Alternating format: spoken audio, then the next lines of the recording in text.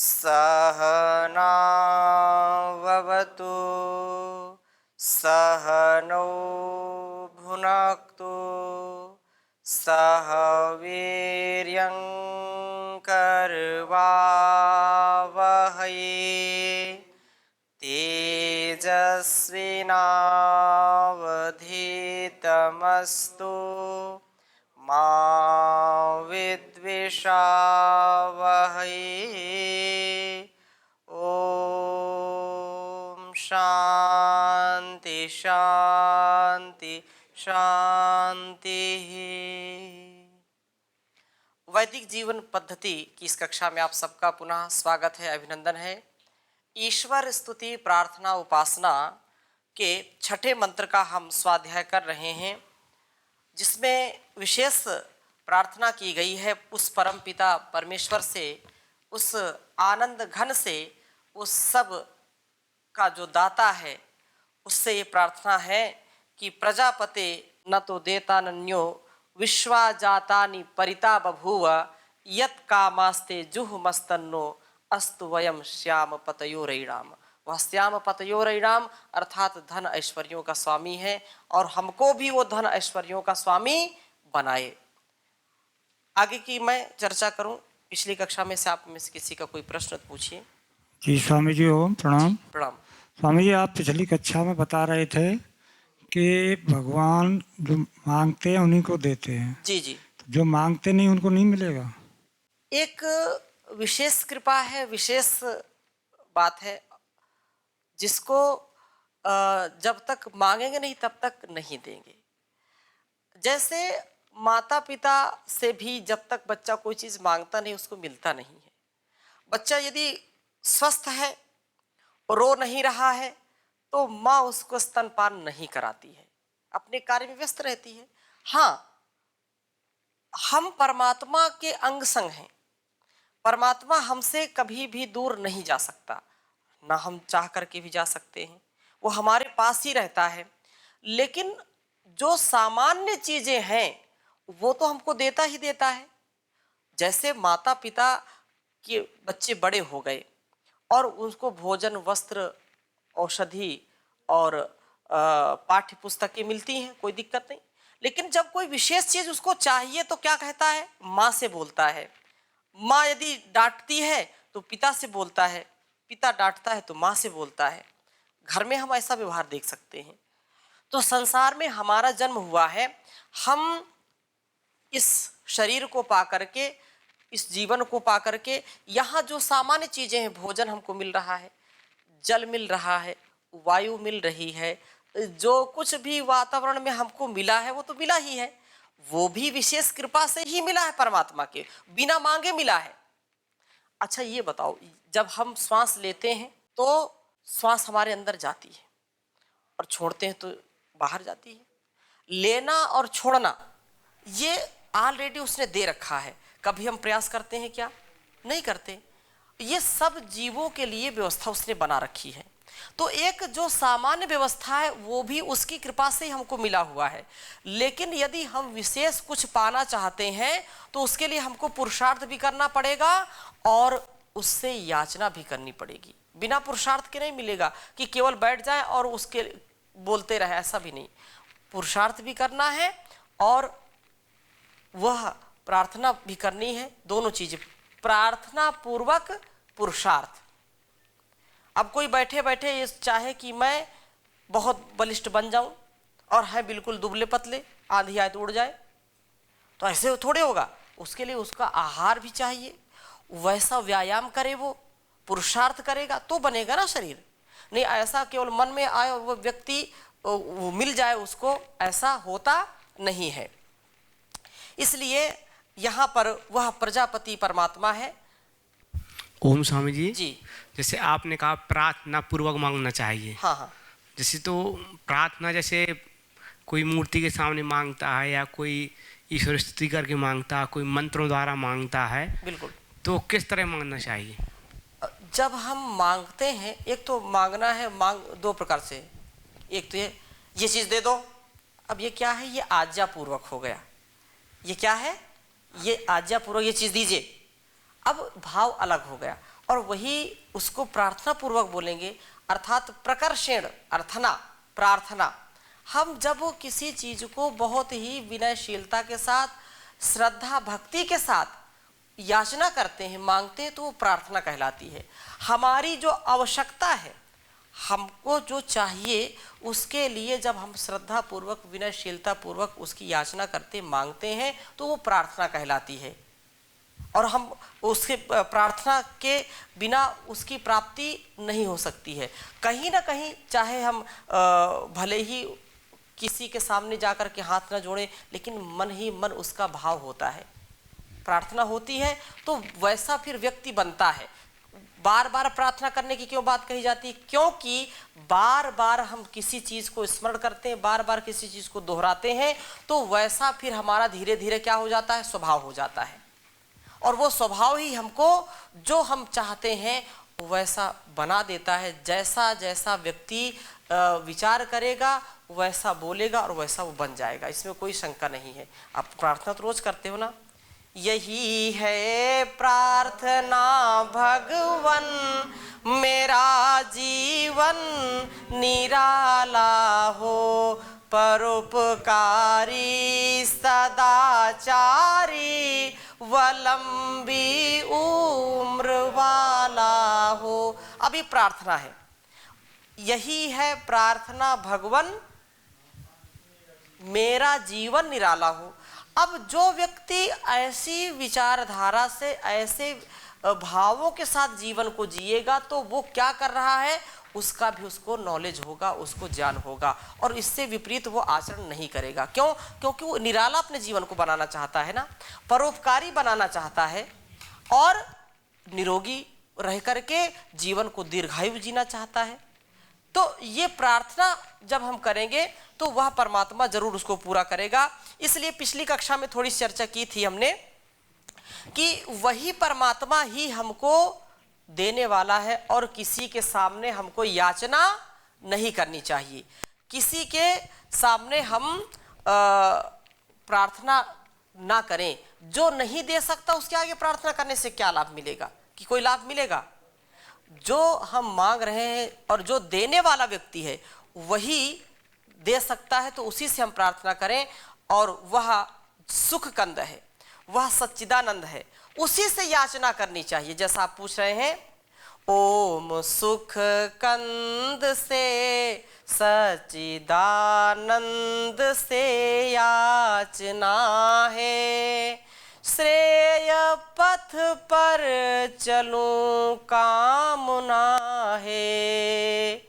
ओम सुख कंद से सच्चिदानंद से याचना है, श्रेय पथ पर चलूं कामना है। कृत कुकर्मों की जब याद आती, आँख है अश्रुधारा बहाती। कृत कुकर्मों की जब याद आती, आँख है अश्रुधारा बहाती। मन में संताप की घोर अनुताप की वेदना है, श्रेय पथ पर चलूं कामना है, श्रेय पथ पर चलूं प्रार्थना है। पाया नर तन ना पर साधना की, कुछ भी ना ईश आराधना की। पाया नर तन ना पर साधना की, कुछ भी ना ईश आराधना की। मन में तृष्णा भरी काम मध लोभ की, मन में तृष्णा भरी काम मध लोभ की वासना है, श्रेय पथ पर चलूं कामना है। ओम सुख कंद से सच्चिदानंद से याचना है। श्रेय पथ पर चलूं कामना है। भक्त जन की सुनो करुण कविता, विश्व दुरितों की है देव सविता। भक्त जन की सुनो करुण कविता, विश्व दुरितों को है देव सविता। दूर कर दीजिए भव्य भर दीजिए, दूर कर दीजिए भव्य भर दीजिए भावना है। श्रेय पथ पर चलूं कामना है। स्वस्ति पंथा मनुचरे मघवन, सूर्य और चंद्र के तुल्य भगवन। दान दूं जान लूं अघ्नता को हरूं, दान दूं जान लूं अघ्नता को हरूं प्रार्थना है। श्रेय पथ पर चलूं कामना है। ले चलो सुपथ पे सर्वदाता, कुटिल अघ से बचूं सर नवाता। अघ बोलते हैं पाप को। ले चलो सुपथ से सर्वदाता, कुटिल अघ से बचूं सर नवाता। प्रभु दो आत्म बल जिससे होवे सफल, प्रभु दो आत्म बल जिससे होवे सफल साधना है। श्रेय पथ पर चलूं कामना है। ओम सुख कंद से सच्चिदानंद से याचना है। श्रेय पथ पर चलूं कामना है। श्रेय पथ पर चलूं कामना है। तो ये प्रार्थना, ये जो कामना है, याचना है, एक दूसरे के पूरक है, थोड़ा सा अंतर है। इसलिए हम, जैसा ताऊ जी ने प्रश्न किया कि क्या हम उस प्रभु से बिना मांगे कुछ नहीं पा सकते? बिल्कुल पा सकते हैं। अरे इतना अनमोल ये जीवन दे दिया है, इतना अनमोल शरीर दे दिया है, और क्या चाहिए? अब जो चाहिए तो उसके लिए पुरुषार्थ करना पड़ेगा, और पुरुषार्थ करके फिर प्रार्थना पूर्वक पुरुषार्थ करके जो चाहेंगे उससे मिल सकता है। लेकिन हम वही मांगे जो वेदानुकूल है, जो शास्त्रानुकूल है। और ऐसा जो साधक होगा वो ऐसी कोई चीज़ मांगता ही नहीं है जो अनुकूल ना हो संसार के लिए और इस मानव शरीर के लिए, या आत्म अनुकूलता में ही वह सब कुछ मांगता है। तो आगे पुनः और हम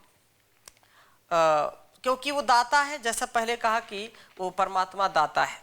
दाता एक राम, भिखारी सारी दुनिया, ओम एक देवता, पुजारी सारी दुनिया, दाता एक राम।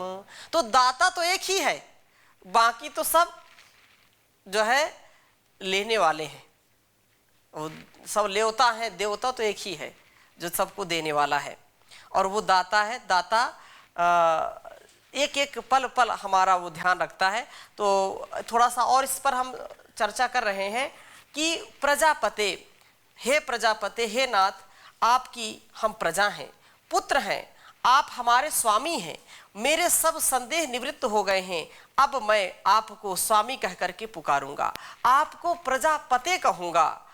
आप मेरी पुकार सुनो, मेरे हृदय के विचार सुनो, ये मेरे हृदय के विचार जो है उद्गार आप सुनिए। मैंने इतने कुकर्म किए हैं जिन्हें मैं भी अच्छी तरह नहीं जानता, जिन्हें न केवल इस जन्म में प्रत्युत करोड़ों जन्म जन्मांतरों में न जाने कितने पाप किए। जो हमने पहला मंत्र पढ़ा था, विश्वानि देव सवितर दुरितानि यद भद्रम तन्न आसु, यद भद्रम तन्न आसु, और दुरितानि कहा क्योंकि जन्म जन्मांतरों के पता नहीं कितने पाप, और भद्र तो एक ही है, इसलिए करोड़ों जन्मों में न जाने कितने पाप हमने किए होंगे। उन सब के फल आपकी ही व्यवस्था के अनुसार हमें अवश्य भोगने पड़ेंगे। इतने कर्मों के अनिष्ट फलों के आक्रमण से मैं कैसे उन्नत बन सकूंगा? यदि हिसाब किताब अभी होने लगे, मैं दिन भर क्या क्या सोचता हूं, यदि पाप युक्त सोचता हूं तो उसका परिणाम तो भी भोगना पड़ेगा। अगर व्यक्ति का चित्त, व्यक्ति का मन खुले दर्पण के समान हो कि सब लोग देख सकते हो, तो लोग जी नहीं सकते। क्यों? क्योंकि इतने जो है मलिन विचार भी आते हैं जो हम प्रदर्शित नहीं कर सकते दूसरों के आगे। ऐसी ऐसी भावनाएं आ जाती हैं, ऐसी ऐसी इच्छाएं उत्पन्न हो जाती हैं कि बाद में हम विचार करते हैं तो मन में आता, अरे मैंने ऐसा विचार किया, मैंने ऐसी कुदृष्टि डाली, मेरे अंदर ऐसा लोभ कैसे आ गया, मेरे अंदर ऐसा पाप कैसे आया? क्यों? क्योंकि जन्म जन्मांतरों के कुसंस्कार हमारे अंदर पड़े हुए हैं। इसलिए प्रार्थना यहां पर है कि आप तो सब कुछ जानते हैं प्रभु, मैं यदि हिसाब किताब करने लगूं या आप अपना हिसाब इसी जन्म में करेंगे तो मैं कभी भी उठ नहीं सकता। इसी जन्म में हजारों विचार आते हैं, हजारों विचार एक दिन में आते हैं, एक एक पल में ये विचार बदलते रहते हैं। मन जो है बड़ा चंचल है, यही तो सबसे बड़ी बात है। स्वामी जी पूछ रहे हैं कि ये आ जाते हैं, डिलीट कैसे हो? ये मोबाइल वाला जो है वो मेमोरी नहीं है कि इसमें सब स्टोर कर लिया और बस एक बटन दबाया सब डिलीट हो गया। इसमें स्टोर तो कर सकते हैं, डिलीट करने का ऑप्शन परमात्मा ने नहीं दिया है। डिलीट करने का एक ही उपाय है, योग की शरण में आइए, ईश्वर की शरण में आइए। योग प्राणायाम के माध्यम से, ध्यान के माध्यम से इस व्यवधान को दूर कर सकते हैं, समाधि से इस आधि को दूर कर सकते हैं, और कोई उपाय नहीं है। इसलिए आप विचार करो। पिछली कक्षाओं में भी ये बात आई थी कि विचार करना, कर्म करना तो मतलब ईश्वर की इच्छा के ऊपर निर्भर करता ना, उसकी इच्छा नहीं है, उसने आपको छोड़ दिया है, और जो करना है वो करो, हाँ फल तो आपको वही मिलेगा। ठीक है? तो इतने कर्मों के अनिष्ट फलों के आक्रमण से मैं उन्नत नहीं बन सकता हूं। मुझे तो कोई अब अपने उत्थान की आशा नहीं नजर आ रही है। भक्ति की इस दुर्बलता को दूर करके ढांढस बंधाने के लिए परमात्मा ने इसका उपदेश किया है और ये कहा, न त्वा देता नन्यो विश्वा जातानी परिता बभुआ। हे नाथ, तेरे अतिरिक्त कोई शक्ति नहीं जो किसी को दबा सके या तिरस्कृत कर सके। जब कोई भगवान का आश्रय ले लेता है तब प्रभु उस भक्त के कर्मों के फल को भी इस ढंग से भुगा देते हैं कि कर्मों के फल का भुगत जावे और ईश्वर को उसके ऊपर विशेष दया आती है, तो उस भक्त को कभी कोई पीड़ा भी नहीं होती है। कई बार लोग प्रश्न भी हमसे करते हैं कि जो लोग भक्त हैं, भक्ति करते हैं और पूर्व जन्म में या इस जन्म में कोई गलत कार्य कर लिया है तो वो प्रायश्चित कैसे हो जाएगा? कभी प्रायश्चित नहीं होता। अवश्य में भोक्तव्यम कृतम कर्म शुभाशुभम न भुक्तम क्षीयते कर्म जन्म कोटि शतैरपि। संसार में जो कुछ कर्म किया है उसका फल भोगना ही पड़ेगा और कोई उपाय नहीं है। लेकिन जो ईश्वर का भक्त होता है, जो कृतज्ञ होता है, जो ज्ञानपूर्वक व्यवहार करता है और उससे कोई त्रुटि भी हो जाती है तो वह दंड टुकड़े टुकड़े में मिलता रहता है और उसको पता भी नहीं चलता। माना, उदाहरण से समझ लेते हैं, किसी ने इतना जो है किसी के कारण कोई बीमार हो गया और उसको काफी हानि उठानी पड़ी, गलत आहार से, गलत विचार से मेरे द्वारा किसी को पीड़ा हो गई और उसने 1 माह तक बेड रेस्ट उसको लेना पड़ा, बीमार हो गया, उठ नहीं पाया, तो जो मेरे कारण बीमार हुआ है व्यक्ति, तो उसका परिणाम मुझको भोगना पड़ेगा। हाँ, अब जैसे 1 महीने वो बेड में पड़ा था, तो 1 महीने यदि मेरे अंदर भक्ति भी है और मेरे अंदर पश्चाताप भी है, मैंने गलती की इसका भी एहसास है, तो वह परम पिता परमेश्वर फिर दंड तो देगा, लेकिन फिर उसको हिस्सों में दे देगा। 2 दिन बुखार आ गया, फिर 2-4 महीने बाद फिर 2 दिन बुखार आ गया, फिर ऐसे ऐसे करके वो निश्चित रूप से, इसका तात्पर्य ये नहीं कि कोई हिसाब किताब है, इदम इत्थम, जैसा मैं कह रहा हूं वैसा ही है।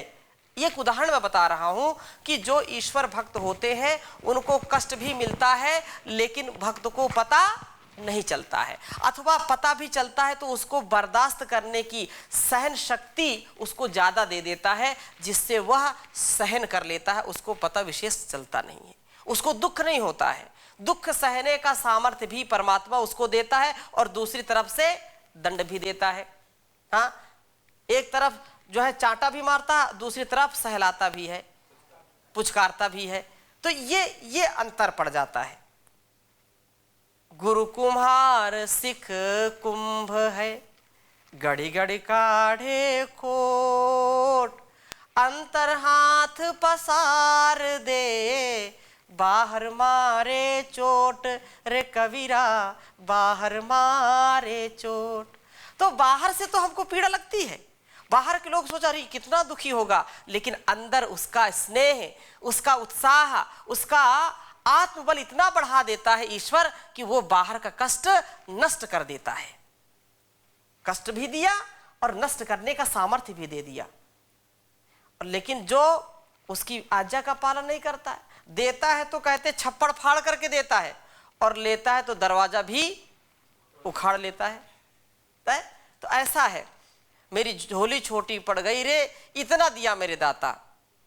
वो देने वाला है, उससे उसके समान कोई देने वाला नहीं है, उसके समान जग में दाता ना और कोई। देने पे जब वो आए तो बेशुमार देगा, उसका कोई जो है आकलन नहीं कर सकता है। अस्तु, आगे चलते हैं। तो इसलिए कहा कि वह परमात्मा उसको जीवन उन्नति के सारे कार्यक्रम उसको देता है, उसमें कोई बाधा नहीं लाता है, और वह व्यक्ति हृदय से प्रभु का सहारा पकड़ लिया है तो निश्चित रूप से वो कभी गिरने नहीं देता। ईश्वर तुझको सदा उठाएगा ऊपर, तूने चाहे कितने कुकर्म किए हो, उनके फलों से तेरी अगली उन्नति न गड़बड़ाएगी, न जो है विचलित होगी। देखो जो है निश्चित रूप से हम त्रुटि करते हैं और हमारे अंदर पश्चाताप है, हमको एहसास हो गया कि हमसे गलती हुई है, तो इतना एहसास करना ही, पश्चाताप करना ही हमारे लिए कल्याणकारी हो जाता है। हम गलती करते भी हैं, चोरी भी करते हैं और ऊपर से सीनाजोरी करते हैं, तो वो कभी भी व्यक्ति उन्नति को प्राप्त नहीं हो सकता है। अतः हमारा जो जीवन है वो बहुत श्रेष्ठ बने। और आगे क्या कहा, ता एतानी प्रजापते नत्तो देतानन्यो विश्वा जातानी। तो ता एतानी कहा कि मंत्र में ता और एतानी 2 पद है, इस भाव को प्रकट करते हैं कि इस जगत इतना बड़ा है कि संपूर्ण को तू जान भी नहीं सकता। अतः कुछ जगत को हम एतानी, इन अर्थात प्रत्यक्ष रूप से कह सकते हैं, फिर भी कुछ जगत ऐसा है कि जिसे ता अर्थात उन अप्रत्यक्ष इस प्रकार भी कहेंगे। जैसे हमने सूर्य देखा, चंद्र देखा, और भी ग्रह नक्षत्र जो यहाँ से दिखाई पड़ते हैं, इसके अलावा कितने और ग्रह नक्षत्र हैं जिनके नाम क्या हम अभी देखे नहीं, जाने, तो नाम क्या कर सकते हैं, नामकरण भी नहीं कर सकते। ऐसे जलीय जीव जो समुद्र में हमने कभी नहीं देखे, यद्यपि अभी डिस्कवरी आदि ऐसे चैनल हैं जो जहाँ नजर आ जाते हैं उनको दिखा देते हैं। हजारों लाखों करोड़ों ऐसे जीव जंतु हैं जिनको हमने कभी देखा नहीं है, वो अप्रत्यक्ष हमारे लिए है। ऐसे ग्रह नक्षत्र भी जो अप्रत्यक्ष हैं, कुछ तो प्रत्यक्ष है और कुछ अप्रत्यक्ष है। तो उन सबका वही स्वामी है, वह बनाने वाला है। इस सब में वह जो व्यापक उस परमात्मा के सिवा और कोई नहीं है। भक्त को जब सब परिस्थितियों पर विश्वास हो जाता है तब प्रार्थना करने के लिए प्रभु की ओर भक्त झुकता है और ये कहता है यत कामास्ते जुहुमहा। अगली बात कही यत कामास्ते जुहुमा, जो जो हमारी कामनाएं हैं उनके लिए आप हम जो है आप सहारा हमारे हैं, हम आपका ही सहारा पकड़ेंगे। जैसे छोटा बच्चा माँ का आंचल पकड़ लेता है, नहीं नहीं नहीं माँ मुझको ये चाहिए ही, और माँ उसको फिर उस चीज को देती ही देती है। तो हम तेरा सहारा पकड़े हुए हैं प्रभु, तेरे बिना हमारा कोई नहीं है, तेरे ही सहारे से हम जीवन को जी रहे हैं। हम कहाँ भटकें, कहाँ जाएं, अब तो यह विश्वास हो गया कि आप ही एक हमारे आश्रय हैं। अतः जो भी हमारी इच्छा होगी उसकी प्राप्ति के लिए हम आपका ही द्वार खटखटाएंगे। हम जानते हैं कि समस्त संसार आपके ही द्वार का भिखारी है, फिर भी भिखारी के घर क्यों भिक्षा मांगे जब सबके दाता आप हैं। तो हम पूर्ण ये आशा रखते हैं कि जब सारे संसार को आप चला रहे हैं, सब संसार में आपका ही प्रबंध चल रहा है, तो हम आपके ही प्रबंध का अनुकरण करेंगे, अनुसरण करेंगे और हमारा ध्यान रखिए, हम पर दया रखिए। और किसी भक्त ने लिखा, ओ दाता हम पर दया रखना, ओ दाता हम पे दया रखना, तुम ना होते जग ना होता, बिखरे मोती कौन पिरोता, जीव बेचारा तुम बिन ऐसे, जीव बेचारा तुम बिन ऐसे, बालक बिन माता, ओ दाता हम पे दया रखना। सूरज में ये चमक न होती, चांद में शीतल दमक न होती, मेघ न बनता जल न बरसता, मेघ न बनता जल न बरसता, बीज न उग पाता, ओ दाता हम पे दया रखना।